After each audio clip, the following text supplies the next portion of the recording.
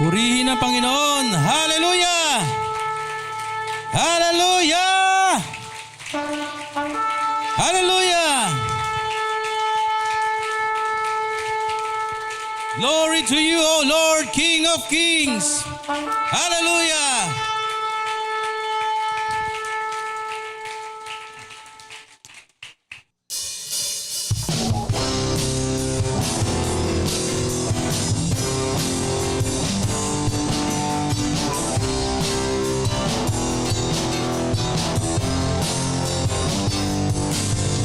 Sarap-sarap pa rin sa'yo, O Panginoon. Ang mga pagpapala mo, lubos-lubos. Minsan ating kaaway, di natin natangay ang damdamin. At sa ating pagpupuri, ako'y lubos na nagtagumpay. Presensya mo, babalik sa iyong salita. Babalik ang sikreto ko, kung bakit ako masaya. Babalik sa presensya mo, babalik sa iyong salita. Tulad ng isang-isa na laging uhaw sa'yo. Kay sarap-sarap pa rin sa'yo, Panginoon. Ang mga pagpapala mo, lubos-lubos. Minsan ang ating kaaway, pilit natin natangay ang damdamin. At sa ating pagpupuri, ako'y lubos na nagtagumpay. Ang kailangan lang ay babalik sa presensya mo, babalik sa iyong salita. Babalik ang sikreto ko, kung bakit ako masaya. Babalik sa presensya mo, babalik sa iyong salita. Tulad ng isang-isa na laging uhaw sa'yo. Minsan ang ating kaaway, pilit natin natangay ang damdamin. At sa ating pagpupuri, ako'y lubos na nagtagumpay. Ang kailangan lang ay babalik sa presensya mo, babalik sa iyong salita. Babalik ang sikreto ko, kung bakit ako masaya. Babalik sa presensya mo, babalik sa iyong salita. Tulad ng isang-isa na laging uhaw sa'yo. Na laging uhaw sa'yo. Na laging uhaw sa'yo.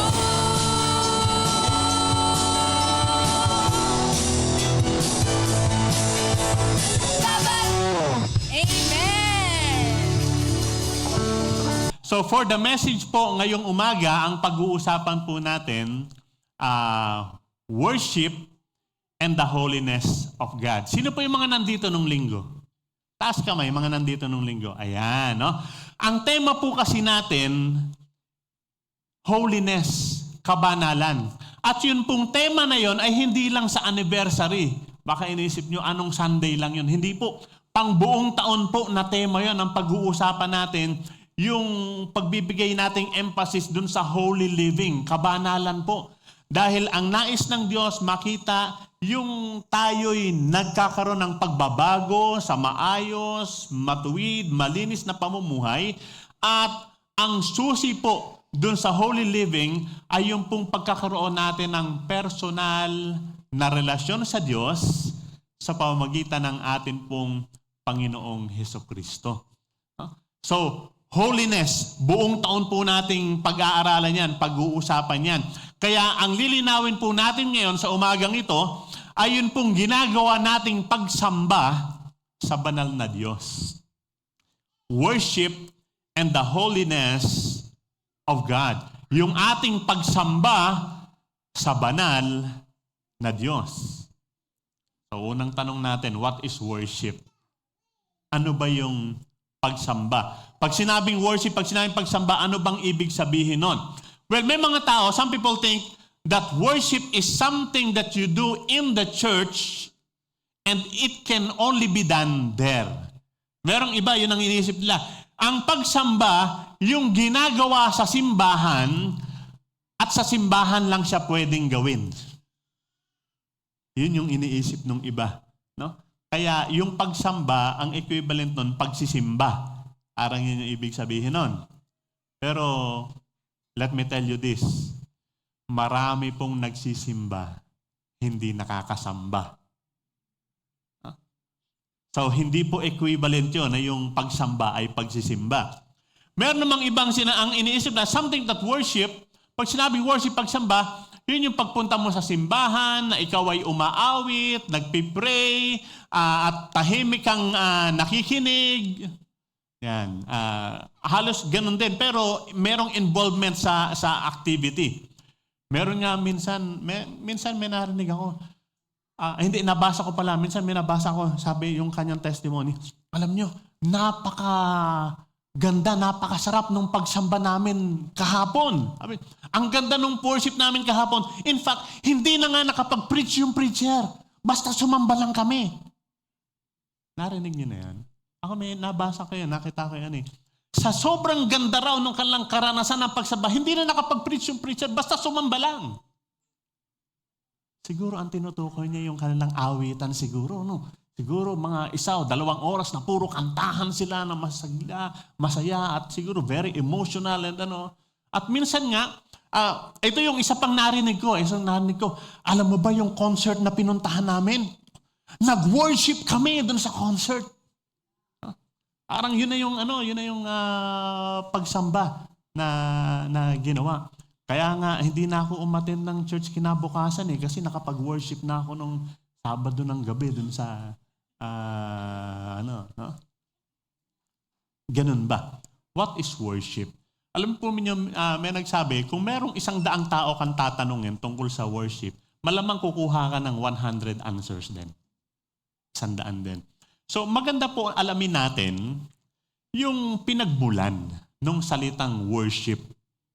Ano ba yung pinagmulan nito? Ano ba yung pinanggalingan yan para maunawaan natin? Meron pong, Anglo-Saxon word. Yan. Anglo-Saxon word na worship. Diyan daw po nanggaling yan. Pag sinabi pong Anglo-Saxon, ayan, ano lang to, trivia. Pag sinabing Anglo-Saxon, ang ibig sabihin lang ng Old English. Lumang English. Ito po yung mga unang tumira sa England, karamihan sa kanila ay galing sa Germany, na nagsimula noong 5th century, ang tawag sa kanila, Anglo-Saxon. At yung salita nila doon sa England, yung Old English word na worship, na ang ibig sabihin po ng Anglo-Saxon word na to, it is to ascribe worth to someone, declaring the object of worship as being worthy of honor.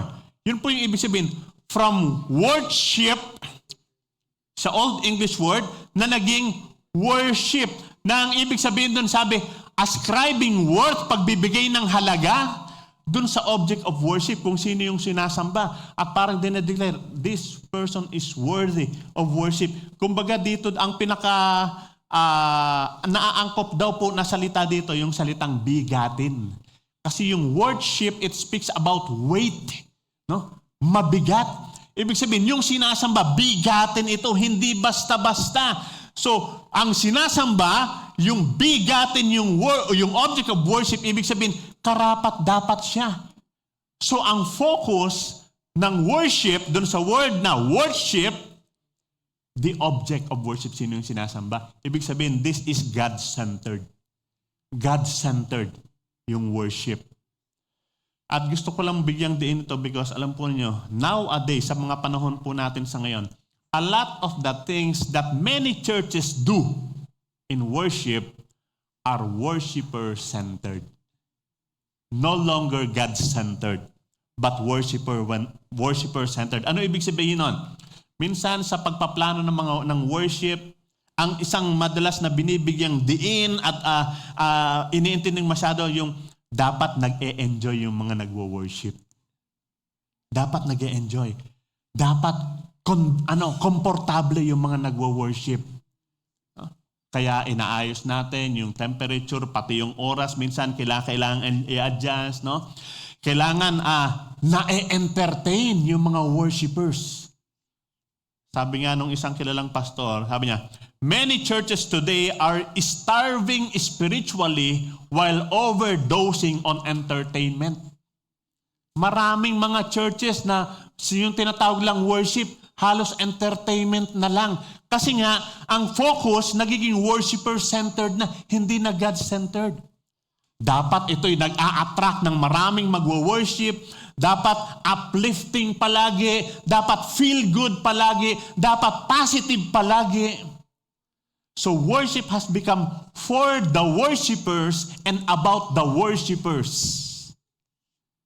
Lumayo na dun sa word na worship, which is God-centered. Kaya minsan may mga preachers na ingat sa pagsasalita kasi baka maka-offend. Kahit na yun yung gustong sabihin ng Diyos, hindi nila sinasabi. May mga verses na iniiwasan kasi baka may masaktan hindi na bumalik. Worship, God-centered.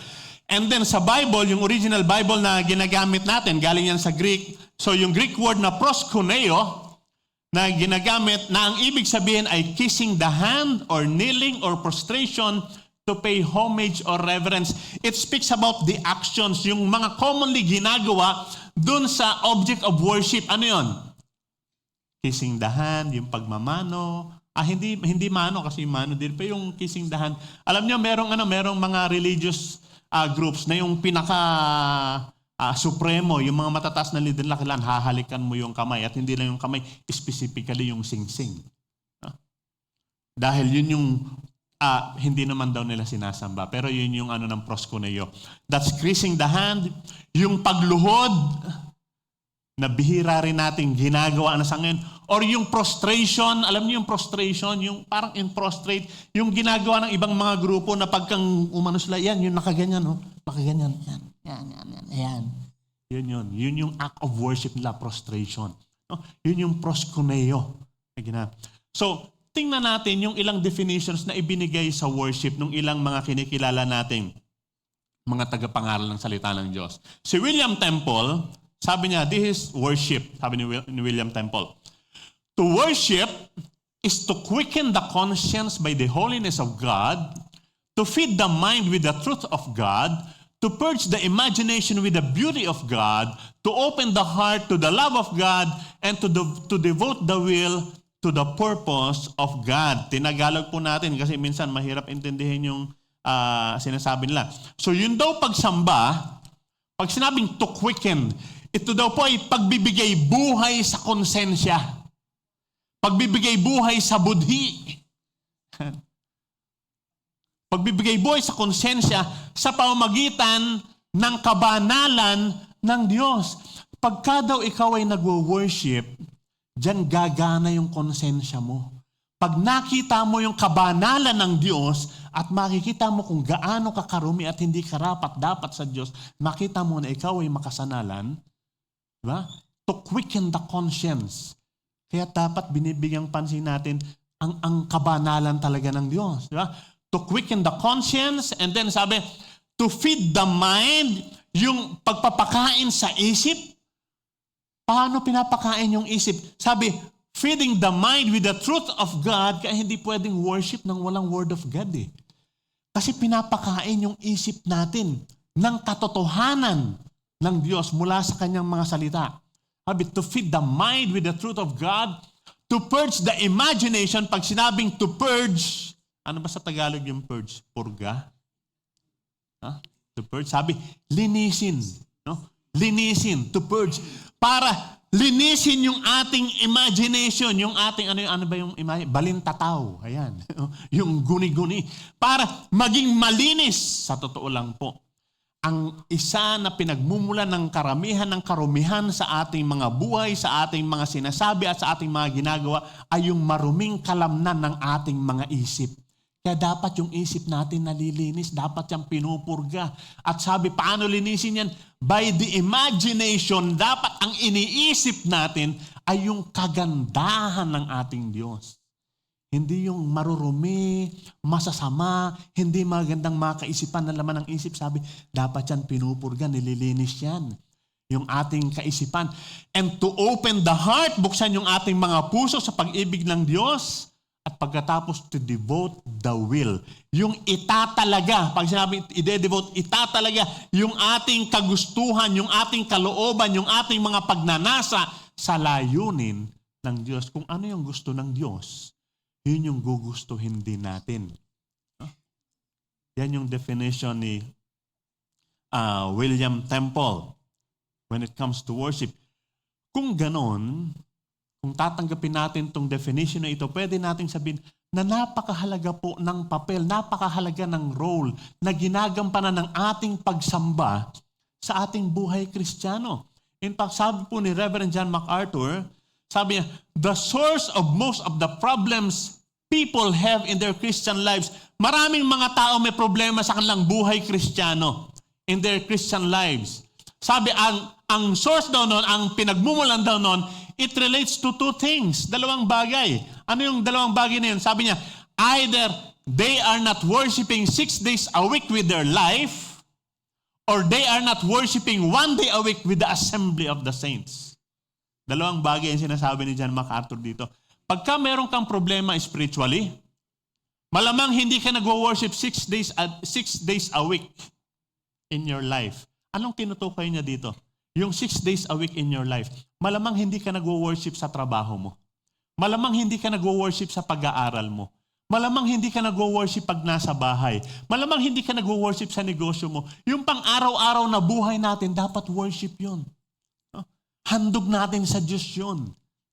At dapat napaparangalan ang Diyos dun sa pang-araw-araw na buhay natin. So sabi ni John MacArthur, malamang hindi siya nagwo-worship 6 days a week sa buhay niya, or hindi nagwo-worship 1 day a week with the assembly of the saints, or namimiss niya yung once a week lang na pagsasama-sama together with the saints. Sabi niya, we need both. We need both. So anong ibig sabihin ni John MacArthur dito? Worship is 7 days a week. Hindi pang linggo lang. Sabi, minsan nga, pang linggo lang, mamimiss pa. No, it's 7 days a week. Sabi niya, we need both.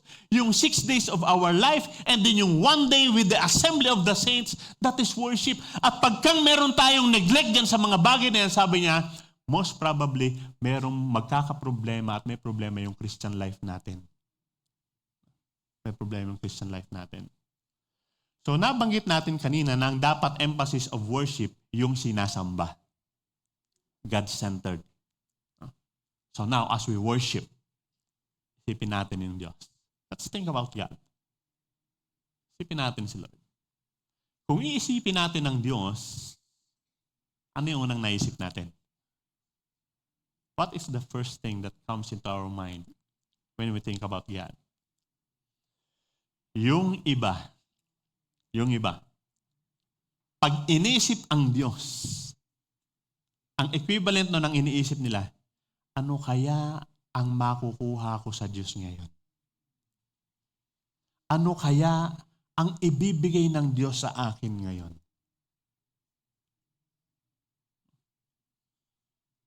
Ibibigay kaya ng Diyos yung hinihingi ko? Merong ibang ganun, pag iniisip ang Diyos, ang equivalent nun yung blessing. Blessing. Ano kayang makukuha ko sa Diyos ngayon? Ano kayang ibibigay ng Diyos ngayon? Diba sabi 2 Chronicles 7:14, if my people who are called by my name will humble themselves, pray, seek my face, dapat daw ang hinahanap natin yung mukha niya. Marami hinahanap yung kamay ng Diyos eh. Saang kamay ng Diyos ko kaya kukuhanin yan? Sa kaliwa o sa kanan?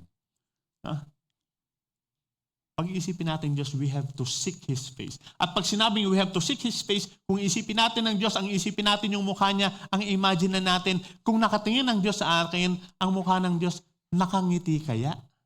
Masaya kaya? O malungkot? O galit? When we think, kung iisipin natin ang Diyos ngayon na nakatingin sa atin, ano kayang itsura niya ngayon? Halimbawa sa akin siya nakatingin ngayon. Nakangiti kaya siya ngayon o nanlilisik yung mata? Kung sa inyo kaya titingin ngayon. Let's think about God. Marami sa atin, pag inisip ang Diyos, ang iniisip, well, ngayon I'm worshiping God, kaya ang iniisip ko ngayon, magpapasalamat ako. Kasi naranasan ko yung kabutihan niya. Naranasan ko yung pagsagot niya sa prayer ko. Naranasan ko yung pagliligtas niya. So, anong attribute of God yung nabibigyang emphasis kaya kung iniisip natin ng Diyos? Yung faithfulness niya? Kasi ang Diyos talaga napakatapat. He is faithful. Ang Diyos talaga makapangyarihan. And then, yung madalas na sinabi, God is good. His goodness. Your goodness is running after. It's running after me. Hinahabol-habol ako ng goodness of God. Tingnan po natin yung ilang accounts sa Bible. That when they worship God, ano yung binibigyang pansin? Ano yung binibigyang halaga? Tingnan natin yung ilang kwento na nagkukwento sa Biblia kung papaano sambahin ng mga angels ang Diyos. In Isaiah chapter 6 verses 1 to 3, ito yung mabasa natin. In the year that King Uzziah died, I saw the Lord high and exalted, and the train of his robe filled the temple. Above him were seraphs, each with 6 wings. With 2 wings they covered their faces, with 2 they covered their feet, and with 2 they were flying. And they were calling to one another, Holy, holy, holy is the Lord Almighty, and the whole earth is full of His glory. Nung sinasamba nila yung Diyos, at ang binibigyang pansin nila, binibigyang diin nila sa pagsamba nila sa Diyos, of course, God is faithful, God is love, God is merciful, God is almighty, pero ang sinisigaw nila, banal, banal, banal ang Diyos. The holiness of God. In Revelation chapter 4 verse 8. Revelations 4:8, sabi, each of the 4 living creatures had 6 wings and was covered with eyes all around, even under his wings. Day and night they never stopped saying, Holy, holy, holy is the Lord God Almighty, who was and is to come.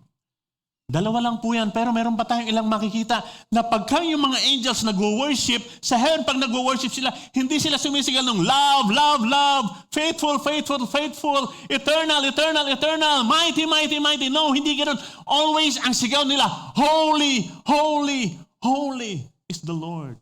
Holy. Dahil ang Diyos natin ay banal. Banal ang ating Diyos. And God's holiness, ang kabanalan ng Diyos, it is best seen. No? Nakikita ng husto yung kabanalan ng Diyos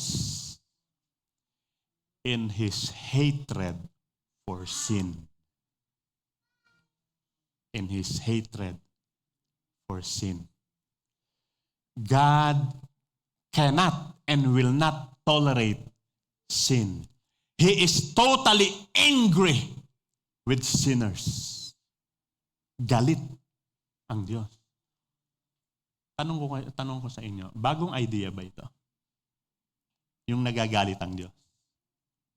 Alam po ninyo, sa postmodern preaching, hindi na nila ipinapangaral na ang Diyos nagagalit.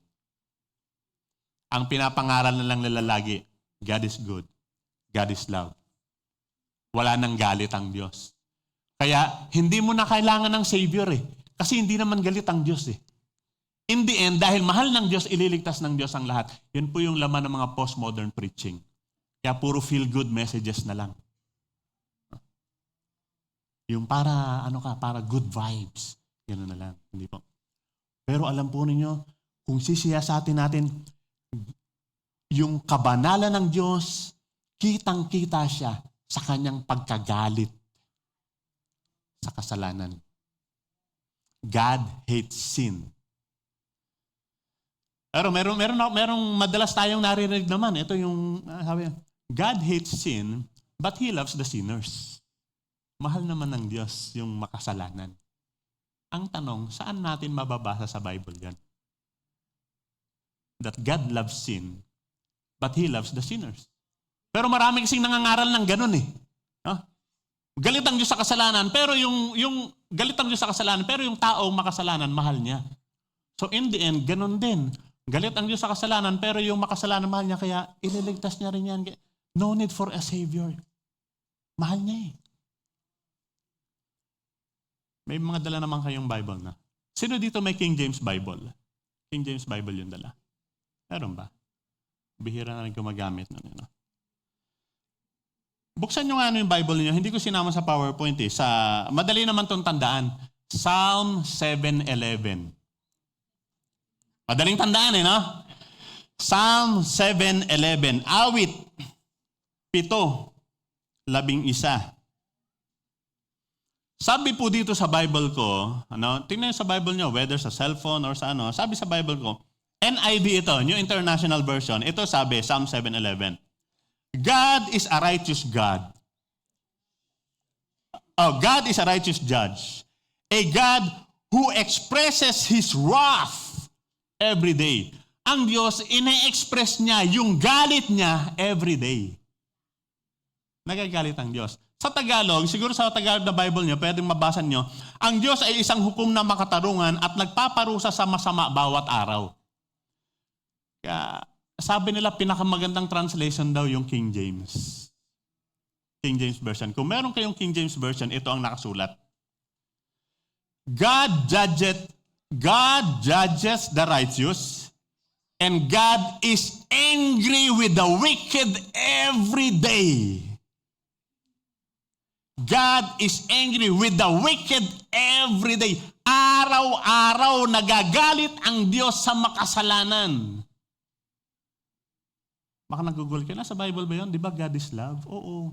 Pero yung holiness nga yung attribute niya eh.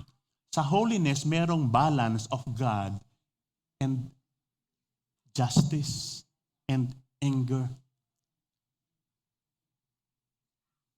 Kaya maka-question natin yung sinasabi lang, God hates the sin but loves the sinner. Kasi dito direkto sinabi, God is angry with the sinner, with the wicked, every day. Ito pa ang tanong, sino bang pinaparusahan? Yung kasalanan o yung nagkasala? Sino ang pumupunta sa impyerno? Yung kasalanan o yung may kasalanan? Yung may kasalanan. Sino pinarusahan? Yung kasalanan o yung may kasalanan? O di galit ang Diyos doon sa may kasalanan? God hates the sin and also the sinner. Pag po kayong malilito, because apart from forgiveness that is obtained by repentance and faith in the Lord, sinners are under the wrath of God and will be judged accordingly. Because God is holy and hates the sin, including the unrepentant sinners, yung mga sinners na hindi nagsisisi at ine-enjoy yung kanilang kasalanan. God hates the sin and the unrepentant sinners. So makita natin, even sa worship, even sa pagsamba, merong ipinapakita ang Diyos, merong record ang Diyos, yung kung papaanong nire-reject ng Diyos yung worship. Nire-reject ng Diyos yung worship that is polluted with sin. In Amos chapter 5, 21-23, Amos 5, 21-23, ito mabasa natin. I despise your religious feasts. I cannot stand your assemblies. Alam niyo sa Tagalog yung I cannot stand your assemblies, hindi ko masikmura. Hindi ko matagalan yung pagsasama-sama ninyo. I cannot stand it. Even though meron kayong daladalang offerings, hindi ko tatanggapin eh. Hindi ko tatanggapin, sabi ng Diyos. Though you bring choice fellowship offerings, I will have no regards for them. At eto, malungkot, sabi niya, away with the noise of your songs. Yung mga kanta nyo, Noise, ingay lang. Kahit gaano kasigla yung kantahan ninyo, kahit na very emotional, nag-iiyakan kayo sa pagkanta nyo, sabi niya, away with the noise of your songs, I will not listen to the music of your hearts. Hindi ko pakikinggan yung mga yan. Anong ibig sabihin nun? Ayaw ba ng Diyos yung ginagawa nila? No. The point is this. God hates any kind of worship that is polluted with sin. Bakit ba sinabi ng Diyos to? Ba't sinabi niya na ayoko ng ganyang worship? Kung itataas pa natin yung pagbasa in Amos chapter 5 din, sa verse 12, bago itong verse na to, ito kasi yung sabi niya dun sa mga tao. For I know how many are your offenses and how great your sins. You oppress the righteous and take bribes and you deprive the poor of justice in courts. Punta kayo ng punta, dala kayo ng offering, magkakantahan kayo. Hindi naman kayo nagsisisi sa mga kasalanan ninyo. Alam na alam ko yung mga kasalanan nyo, sabi ng Diyos, wala naman tayo may tatago sa Kanya eh.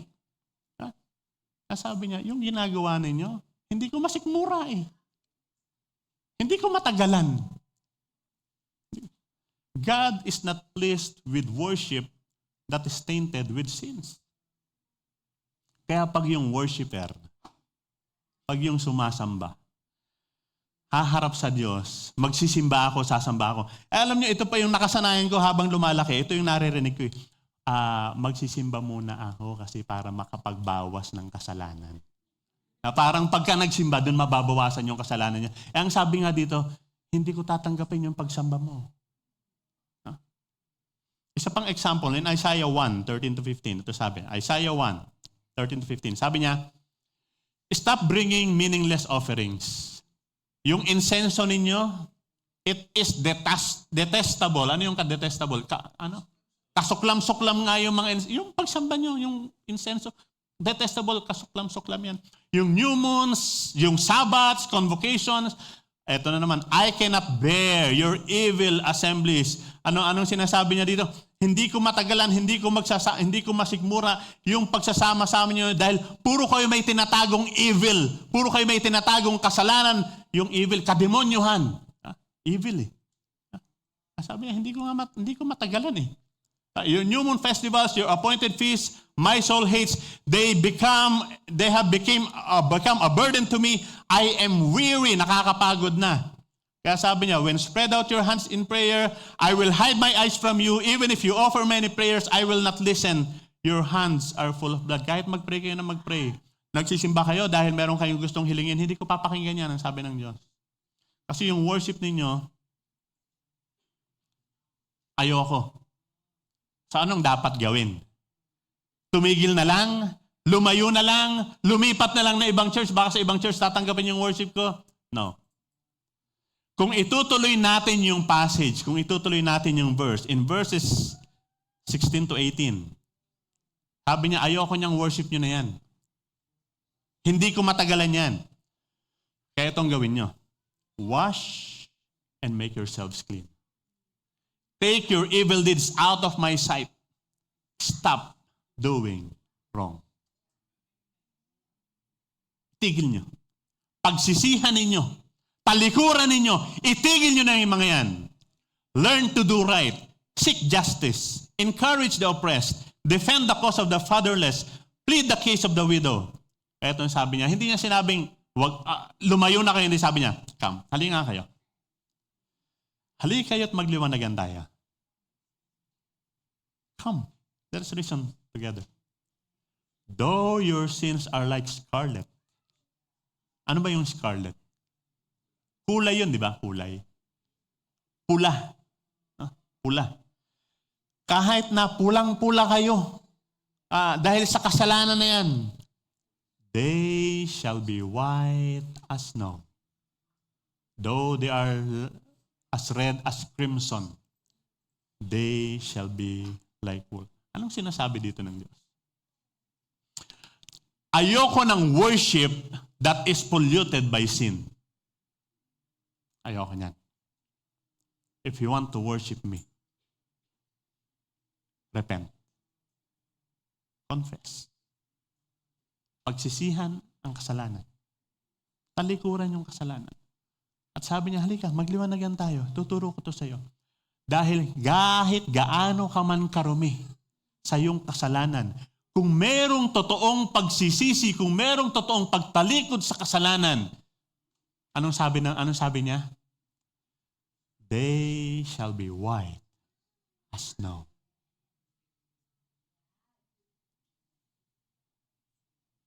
May pag-asa pa tayo. Anumang kasalanan, anumang karumihan meron tayo. Dahil sa kasalanan at karumihan na yan, galit na galit ang Diyos at hindi niya tatanggapin yung pagsamba natin. But if we confess and repent, patatawarin tayo ng Diyos. Lilinisin niya tayo. Gagawing busilak sa kalinisan at kaputihan, katulad ng snow, katulad ng niebe. Ano ibig sabihin ito ngayon? The holiness of God that we worship, yung kabanalan ng Diyos na sinasamba natin, demands the worshipers to be holy as well. To be holy as well. This is a call to holiness. Yan yung gusto niya. Tayo maging banal. Sabi ng Hebrews 12:14, binanggit ito last Sunday, make every effort to live in peace with all men and to be holy. Because without holiness, no one will see God. Hindi natin pwedeng makita ang Diyos. O sabi nga nung Sunday, hindi tayo pwedeng pumasok sa langit without holiness. 1 Peter 1:15-16, ano sabi doon? But just as He who called you is holy, so be holy in all you do. For it is written, be holy because I am holy. Baka sabihin niyo, ang bigat pala nito. May makakapasok pa kaya sa langit nito? May maliligtas pa ba? Laki ng problema natin. Paano tayo magiging banal? Alam niyo, yun yung ina-explain sa atin ni Pastor Disipulo last Sunday. Di ba nagtanong siya, sino dito ang banal? May nagtaas ba ng kamay sa inyo nung tanong siya, sino yung banal? Nahihiya tayo eh. Ayaw natin sabihin na tayo yung banal eh. Paano yan? Di walang pupunta sa langit. Kasi malibang tayo maging banal, hindi tayo pupunta sa langit. Kasi yung sabi, without holiness, we cannot see God. Kaya may binanggit siya, may tinuro siya yung sabi niya, kung nare-recall niyo, meron siyang hermeneutics law of first mention. Sabi niya, yung original meaning, pag yung word na yon unang binanggit sa Bible, sabi, the original meaning is carried throughout the entire scripture. And yung first mention of the word holy in the Bible, sabi niya last Sunday, sa Exodus 3 verse 5, sabi, do not come any closer. Si Moses yung kausap niya dito. Take off your sandals, for the place where you're standing is holy ground. Yung holy ground na yon, sabi yung Hebrew word na kodesh, nang ibig sabihin ay separate, set apart, itinalaga, sacred, hallowed, or dedicated for God's exclusive and purposeful use. So pag sinabing ikaw ay holy, pag sinabing ikaw ay banal, ibig sabihin lang nun, ikaw ay isineparate, itinalaga, sinet apart, para sa layunin ng Diyos sa buhay mo. Paano mangyari yun? Ako'y makasalanan. Dito po pumapasok yung ginawa ng Panginoong Jesus. Yung ginawa ng Panginoong Jesus dahil siya ang kordero ng Diyos na nag-aalis ng kasalanan ng sanlibutan, nung ipako siya doon sa krus at ialay niya yung kanyang buhay, yun na yung naging dahilan para maging handog sa ikapagpapatawad ng ating mga kasalanan. Kaya sabi ng 2 Corinthians 5:21, God made Him who had no sin, si Jesus Cristo, na walang kasalanan. God made Him who had no sin to be sin for us. Siya na yung naging kasalanan. So that in Him, we might become the righteousness of God. So, tayo makasalanan, si Kristo walang kasalanan, pero si Kristo na walang kasalanan, siya na yung naging kasalanan, so that sa pamamagitan niya, tayo ngayon magiging righteousness, magiging matuwid na tayo sa harap ng Diyos. Kaya sabi ng Romans 5:1-2, sabi, therefore, since we have been justified through faith, we have been justified through faith. Ano ba ibig sabihin ng justified? Sa Tagalog yung justified, ano yun? Pinalusot? Yan yung pinawalang sala. Pero yung very loose na paggamit ng pagja-justify ngayon, mga palusot. Diba? Pagka may ginawa ka, i-justify mo yung ginawa mo. Nagpapalusot ka. Tayo, pinalusot na tayo. Pinalusot na tayo ni Kristo. We have been justified. Sinabi na ni Kristo, yung kasalanan niya, oo, makasalanan yan eh. Yan, si Migs, makasalanan talaga yan eh. Ang daming kasalanan yan. Pero lusot na yan. Bakit? Pinawalang sala ko na siya eh. Yung kasalanan niya, binayaran ko na eh. Yun yung ginagawa ni Kristo sa atin. We have been justified through faith. We now have peace with God through our Lord Jesus Christ. Sa makatuwid, dahil pinawalang sala na tayo, we have been justified, we have been cleansed, we have been forgiven, we already have that peace with God. Therefore, itinalaga na tayo ng Diyos para doon sa layunin niya, then we are holy. Doon tayo naging banal. So now, pupunta na tayo doon sa main text natin, yung Ephesians 4:17-32. Haba nung introduction ko, no? Sabi ko nga nung nakaraan na-encourage ako nung Sunday, kaya nyo palang makinig ng 1.5 hour na message eh. Papunta na tayo sa Ephesians 4:17-32. Inilatag lang muna natin yung plot. Ano yung plot? No? Inalam natin kung ano yung worship. It should be God-centered, hindi man-centered. That we worship a holy God. And as worshipers, we are also called to be holy. At kaya tayo naging holy because we were justified, pinawalang sala na tayo. Ngayon, ano yung application ng pagiging justified natin by faith sa pag-worship natin sa Holy God? Ano application ngayon? In Ephesians 4, puntahan na natin yung text natin. So I tell you this, and insist on it in the Lord. Sinasabi ko ito sa inyo ngayon, and I insist on it. You must no longer live as the Gentiles do. Kasi dati Gentiles kayo. Ang sabi ni Paul. Pag sinabing Gentile, hindi kumikilala doon sa Diyos nila. Ibang Diyos yung sinasamba. Ganon tayo, Gentile tayo. Hindi naman natin kinikilala si Jesus Christ noon eh. Di ba? Minsan nga, ang Diyos-Diyosan natin, yung sarili natin eh. Tayo na susunod sa buhay natin. Sabi niya, you must no longer live as the Gentiles do. Hindi na. Hindi na dapat ganyan yung buhay nyo. Bakit? Ano ba yung ginagawa nila? Sabi nila, they are darkened in their understanding and separated from the life of God. So, hiwalay sila dun sa buhay na gusto ng Diyos. E ngayon, hindi na tayo separated from the life of God, kundi we are now set apart for the life that God intends us to have. So we are separated from the life of God because of the ignorance that is in them due to the hardening of their hearts. Matigas kasi yung puso. Having lost all sensitivity, they have given themselves over to the sensuality so as to indulge in every kind of impurity with a continual lust for more. Ganyan tayo noon, di ba? We indulge in every kind of impurity, yung lahat ng karumihan na yan, with a continual lust for more. Gusto pa natin, di ba? More. Pero sabi niya, susunod na verse, you, however, did not come to know Christ that way.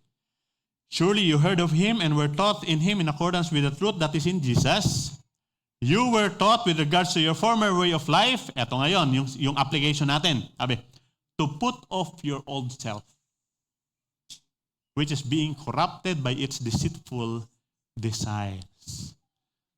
Yung dating pagkatao, yung dating buhay natin, yung dating gawain natin, yung dating ugali natin. Anong sabi ng verse? Put off. Kumbaga, kung damit yan, hubarin mo na yan. Alisin mo na yan. Hindi na ikaw yan. Put off your old self. Dahil yung lumang pagkatao na yan, it is being corrupted by its deceitful desires. At anong gagawin? To be made new in the attitude of your minds. Kailangan magkaroon ng pagbabago sa kaisipan. And then, to put on the new self. To be like God in true righteousness and holiness. Yung luma, inalis na. Yung luma, binago na. Kaya kung titingnan natin, kung magkakaroon tayo ng analyzation, ano ba yung buhay ko noon bago ko makilala si Kristo? Dapat yung buhay ko noon yun. Dati akong manloloko, noon yun. Dati akong hindi tapat, noon yun. Dati akong namuhay sa kalan, noon yun. That's my old self. So inuhubad na. So we put on a new self. Yung new self na yun, sabi, to be like God, maging katulad ng Diyos in true righteousness and holiness. Papaano natin gagawin yon? Yung susunod na mga verses, mga practical applications. Halimbawa, in Ephesians 4:25, ito sabi, therefore, each of you must put off falsehood and speak truthfully to his neighbor, for we are all members of one body. So ano yun? From falsehood to truth. Yung old self, yung luma, anong sinasabi natin? False. hindi totoo. Kasinungalingan, panloloko. Pero hindi ngayon matutunan na magsabi ng totoo. Sabi, tigilan na yung kasinungalingan na yan. Pawang katotohanan na lamang ngayon. Ano pang application? In verses 26 and 27, sabi, in your anger, do not sin. Do not let the sun go down while you are still angry, and do not give the devil a foothold. So from devilish anger, term ko na lang po ito, yung devilish anger. Kasi sabi, lilinawin ko po, ang sabi ng verse, in your anger, do not sin. Hindi sinabi na do not be angry. Pwede naman tayong magalit eh. Ang Diyos nga nagagalit eh. Ang gusto nga ng Diyos, nagagalit tayo dun sa mga bagay na ikinagagalit niya. At ano yung ikinagagalit ng Diyos? Sabi natin, di ba? The holiness of God is best seen in His hatred for sin. Kung galit ang Diyos dyan, galit tayo dyan. Ayaw din natin yan. Ngayon, kung meron man tayong galit, pero ang sabi dito, pag nagalit ka, huwag kang magkasala. Magalit ka sa kasalanan. Pero huwag kang magkasala. Ano yung application na sinasabi dito? Huwag mong palulubugan ng araw yung galit mo. Ano ibig sabihin nun? Bago lumubog yung araw, nagpatawad ka na. Pinatawad mo na siya. So sabi ko dito, from devilish anger, yung galit na maka-demonyo, devilish anger.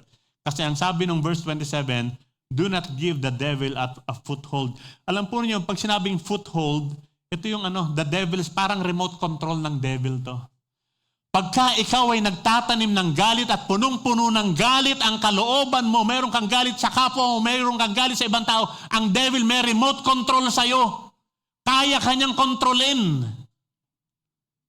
At anytime sa kanyang control, pasasabugin ka niya. Palalabasin niya yung galit mo at mag-create ka ng chaos. So that's giving the devil a foothold. Pwede kanyang kontrolin hanggat nagtatanim ka ng galit. So sabi, yung galit mo, huwag mong palulubugan ng araw. From devilish anger to forgiveness. Ano pang application ng pagbabago na yon? In verse 28 sabi, he who has been stealing must steal no longer, but must work, doing something useful with his own hands, that he may have something to share with those in need. From stealing to sharing. Di ba yung sabi ng verse, kung dati nagnanakaw ka, hindi, Pastor, kupit lang. O sige na, kung dati nangungupit ka, buti nga ako, kupit lang, sila kurap eh. Tandaan niyo po, walang Kristiyanong magnanakaw. Ang sabi ng verse, magtrabaho ka. Ha? Kung dati nagnanakaw ka kasi may kailangan ka, wala kang pagkukunan, kaya nangungupit ka. So sabi, he must work. Pagka nagtrabaho ka, madalas sa atin, pag nagtrabaho tayo para sa sarili natin, pero ang sabi dito, pag nagtrabaho ka so that you may have something to share with those in need. From stealing sa pangunguha, papunta sa sharing. Giving na. Pagbibigay na. Yun yung transformation na nangyari. Ano pang transformation? In verse 29, sabi, do not let unwholesome talk come out of your mouths, but only what is helpful for building others up according to their needs, that it may benefit those who listen.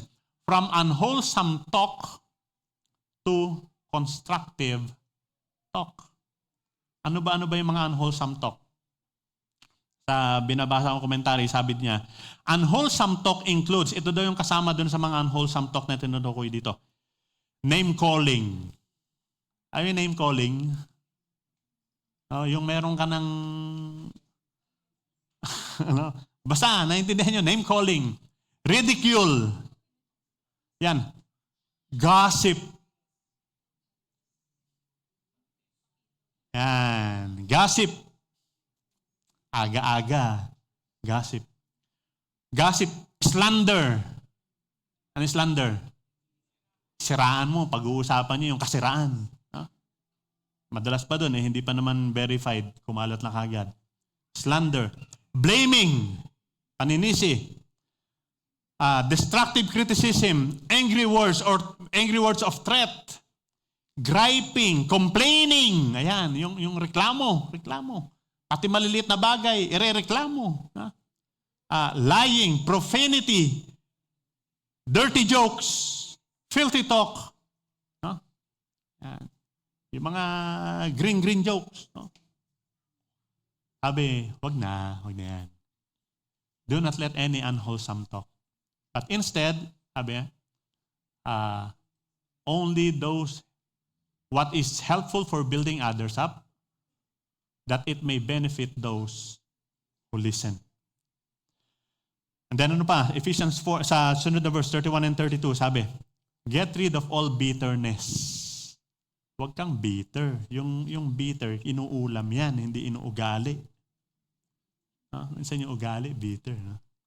Get rid of all bitterness. Rage. Alam niyo yung rage? Yung hindi mapigil yung sumambulat yung galit. Rage and anger. Marami yan sa highway. Yung road rage. Brawling. Ano yung brawling? Yung nagsisiga-siga ka na, naghahamon ka na ng away. And slander along with every form of malice. Pag sinabing malice, yung mga masamang intention mo. Be kind and compassionate to one another, forgiving each other just as in Christ God forgave you. From bitterness and malice to kindness and forgiveness. We worship a holy God. And worshiping a holy God demands the worshipers to be holy as well. Paano tayo magiging holy? Nung kailan natin si Kristo, pinatawad tayo sa ating mga kasalanan, yung buhay natin, itinalaga na natin sa gusto ng Diyos. Yun yung ginagawa natin. And the key, patapos na rin tayo. The key to an acceptable worship of the Holy God is to submit our lives to the indwelling Holy Spirit whom we receive as the seal of our salvation. Habang binabasa ko kasi itong verse na Ephesians 4:17 to 32, bakit sa dinami-dami naman itong mga sinasabing mga pag-uugali dito, parang isiningit bigla sa verse 30, parang isiningit, do not grieve the Holy Spirit with whom you were sealed for the day of redemption. Initial impression ko lang yun na parang isiningit. Pero hindi pala. Yun talaga yung gusto ng Diyos dahil malaki yung papel na gagampanan ng banal na Espiritu kung paano tayo makakapag-worship dun sa Holy God. Ano yung papel na gagampanan niya? Sabi, do not grieve the Holy Spirit dahil yung banal na Espiritu na yan na naging tatak ng bawat isang sumampalataya kay Kristo, kung tayo'y susunod at magpapasakop sa Kanya, magagawa natin kung ano yung pinagagawa ng Diyos sa atin, then we can worship, we could offer an acceptable worship to our holy God. Merong isang nagkwento si Dr. Charles Wiggle. Ano siya? Songwriter. Yung isa sa mga sinulat niya yung hymn na No One Ever Cared for Me Like Jesus. Si Dr. Wiggle one time naimbitahan daw siya sa isang lugar para magsalita. Maaga siyang dumating, habang hinihintay niya magsalita yung program, naglakad-lakad siya at pumunta siya doon sa likuran. Meron doon garden na punong-puno ng mababangong mga bulaklak. Yung garden na yon. So, habang hinihintay niya na magsimula, doon lang siya sa garden, nagpipray siya, kumakanta siya, niready niya yung sarili niya. Siguro mga isang oras siya nagstay doon. And then, nung mag-start na pumasok siya, pagbalik niya, sabi nung mga host, nung nag-invite sa kanya, sabi niya, Dr. Wiggle, alam namin kung saan kayo galing. Galing kayo doon sa garden. Dahil amoy na amoy namin yung halimuyak ng mga bulaklak kung saan ka nang galing. Sabi ni Dr. Wiggle, sabi niya, that is right. Tama yon. Galing ako dun sa garden. At ito sabi niya, my prayer is this, that I will walk so closely in the presence of the Lord that the fragrance of His grace will pervade my being. Ang gusto ko ganito, sabi niya, is my prayer. Yung pag-spend ko ng time sa paglakad in the presence of God, dahil sumusunod ako at nag-spend ako ng time with God, yung halimuyak niya will pervade my being. So that sa bawat taong makakasalamuha ko, sa bawat taong makakalapit ko, maaamoy nila the fragrance of God's grace that I experience. If you have received Jesus Christ as your Lord and Savior, and you receive the seal of the Holy Spirit in you, and you walk with the Spirit, spending time with the Lord, yung mga transformation na pinag-usapan natin lahat, hahalimuyak yan sa bango ng ating ginagawa ng Diyos sa buhay natin. Hindi na yung alingasaw ng kabahuan ng ating lumang pamumuhay, sa halip yung halimuyak ng bango ng ginagawa ng Diyos sa buhay natin ang siyang makikita. Then we can offer a fragrant worship to our holy God. Panginoon, salamat po. Marumi kami, makasalanan, mabaho. Pero sa biyaya mo, sa pag-aalay ni Kristo ng kanyang buhay doon sa krus, pinatawad kami sa aming mga kasalanan. Iniligtas kami. Binigyan ng katwiran at kabanalan nagmumula sa inyo. At dahil dyan, makakalapit kami sa presensya mo. Sabi niyo, without holiness, we cannot see you. But because of the holiness and the righteousness that is imputed on us, because of our Lord Jesus Christ, we can see you. We can come to you. We can experience you. And we can worship you. Thank you, Lord, for your goodness. Kayo lang yung pwedeng gumawa nun sa amin. Tinatanggap namin ito at dalangin namin patuloy na maranasan namin pagpapasakop, pagsunod sa banal na Espiritu na nagbibigay kabanalan sa aming buhay. We pray this in Jesus' name. Amen.